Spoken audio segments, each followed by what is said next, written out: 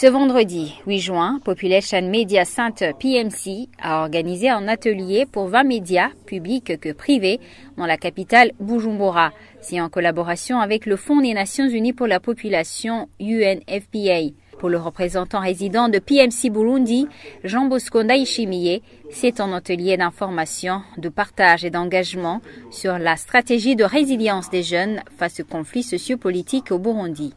Cet atelier rentre dans le cadre du projet intitulé « Cohésion sociale et sécurité communautaire » de l'UNFPA. L'objectif poursuivi par PMC et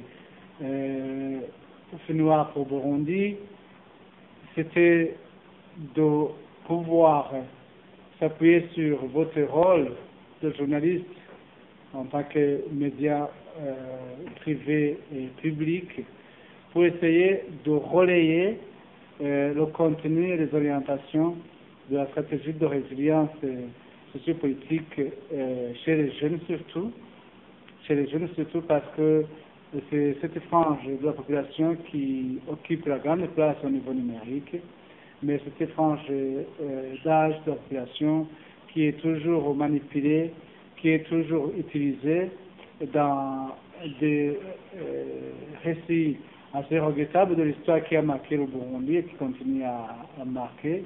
Le conférencier était Sylvestre Ntibantunganya, ancien président de la République du Burundi. Dans son exposé, il a énuméré 4 périodes de crise sociopolitique qui ont beaucoup marqué le pays, situées entre 1961 et 2018. L'exposé a été suivi par différentes questions des journalistes. Monsieur Ntibantunganya a par la suite répondu à leurs questions. Selon le président Sylvestre Ntibantunganya, la stratégie de résilience des jeunes face aux conflits sociopolitiques s'étend sur 5 axes. Il faut avant tout la prise de conscience via les ateliers et conférences en faveur des jeunes.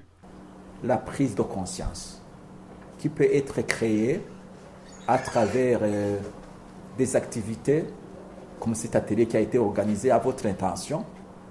Il faut connaître en profondeur, sous tous les aspects, ces crises sociopolitiques que le Burundi a vécues. Il faut parvenir à voir émerger dans ce pays une pratique, émerger et s'affirmer une pratique de se ressourcer dans notre propre culture pour trouver ce qui peut nous aider à dépasser ces malheurs. Et il y a l'impératif de favoriser l'émergence et l'action dans le leadership de tuteurs plutôt de la résilience. Cultiver la résilience à travers des activités socio-économiques où les intérêts des uns et des autres sont, sont partagés de manière à ce que, sachant qu'on partage les mêmes intérêts, on les défend de la même façon.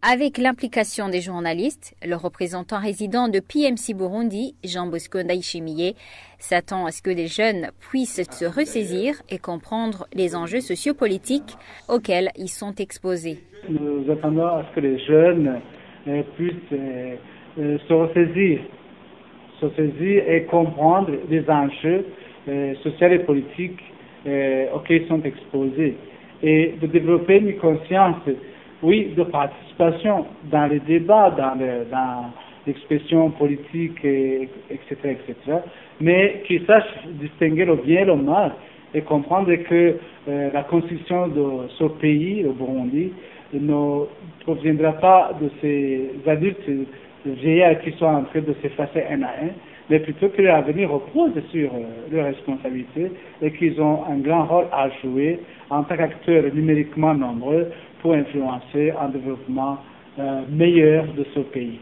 L'atelier s'est donc clôturé par un rappel du contenu d'éthique et de déontologie journalistique avec un focus sur les principes d'exactitude, d'impartialité et de responsabilité dans le traitement des sujets sensibles, à l'exemple de celui sur la résilience des jeunes.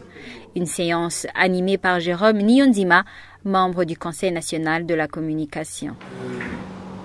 Quand on va produire un reportage ou quand on doit